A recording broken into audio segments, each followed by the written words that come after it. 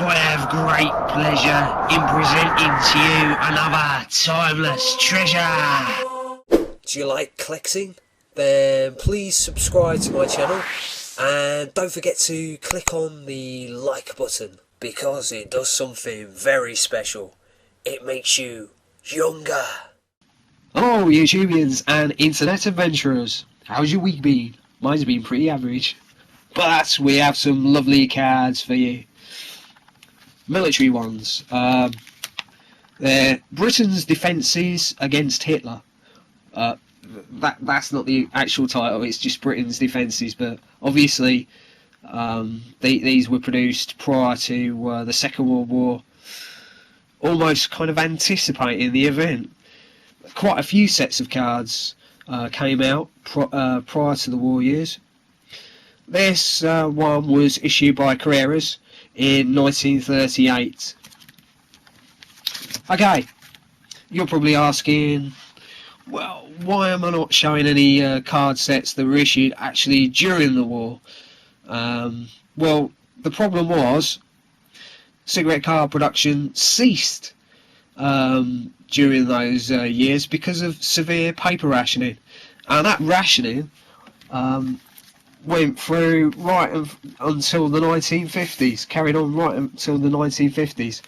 But Carreras, who funny enough produced this set of cards, under their turf brand, they got round that problem by incorporating the cards into the actual packets themselves, quite ingeniously.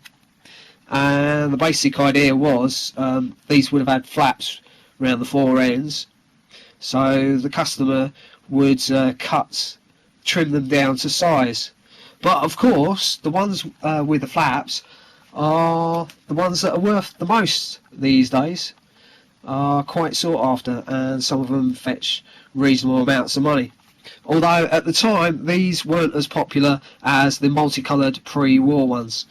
They did inspire cereal companies to issue sets of cards on the sides of the packets, like these Sugar Puffs National Motor Museum cards. Those sets were issued on many different subjects, and I'll be reviewing those at some point in the future, so keep your eyes peeled. Okay, coming back to these interesting military cards, it's basically divided up into the three services: Air Force, Army and Navy. Okay, I'll just run through them and I'll highlight any ones that I think of particular note. It basically gives you a glimpse of naval life just before the Second World War started. I doubt if they would have been smiling a year later. And here's an interesting one: a drill for escaping from a submarine. Yeah, I certainly don't think they would have been smiling like that if they were trying to escape from a sunken submarine. And here's a one of some men basically dealing with a gas attack. Fortunately, the Germans didn't use gas warfare in the Second World War, although, as the Jews and the Romani gypsies found out, the Germans still used it for other purposes. Here we have heavy artillery, a guy with an automatic and a gas mask. Here's one of the oldest weapons, the Mortar, still in use. Anti-tank rifles, and here's the famous Bren gun, machine gun, light machine gun. Oh yeah, on the backs it's got lovely interesting descriptions, and it basically mentions how things have changed since the First World War concerning mechanisation. Let's have a look. What does it say? During the Great War, a soldier I'm not sure whether you can see that, but I'll read it out. Laden with his pack, could travel about 15 miles per day. Now he can be moved 100 miles or more in the same time and arrive fighting fit instead of being dog tired. So obviously mobility had been, you know, hugely improved in this particular war. But the strange thing was, I reviewed a set of World War I military motors, and this set gave the impression that mobility wasn't a problem. But I don't know about you, I think that might have been an elaborate bluff, really, to make the Allies feel great about this new technology that they had, and to scare the Germans into submission, when in fact it was still in its early stages, very experimental.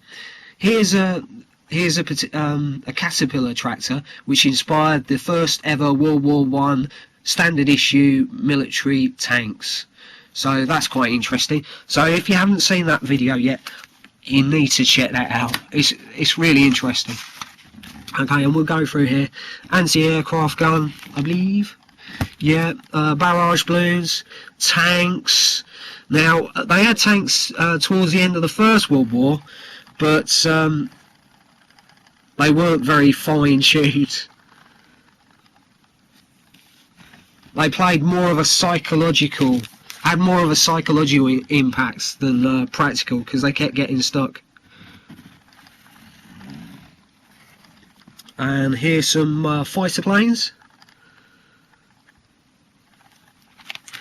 Oh yeah, here's an interesting one.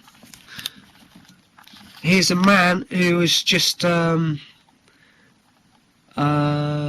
flying at high altitude, and he's got all the gear on, oxygen tanks and stuff like that. So that's basically the beginnings of space travel.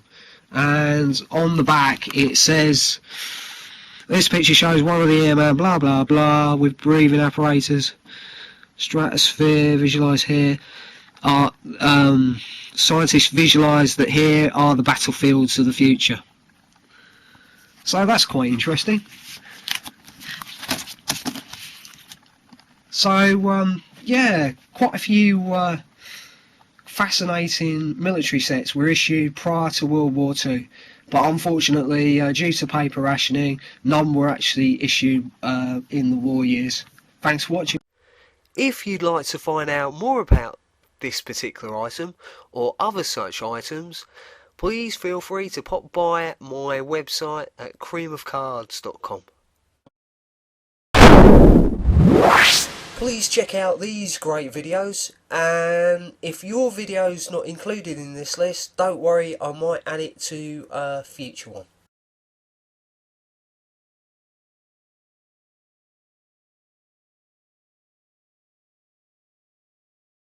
Oh no, I'm afraid we've run out of time. But just before you go, please leave comments up below, and if you'd like to see more amazing video clips like this, subscribe to the channel by clicking on the icon up in the sky. a Cream of Cards TV.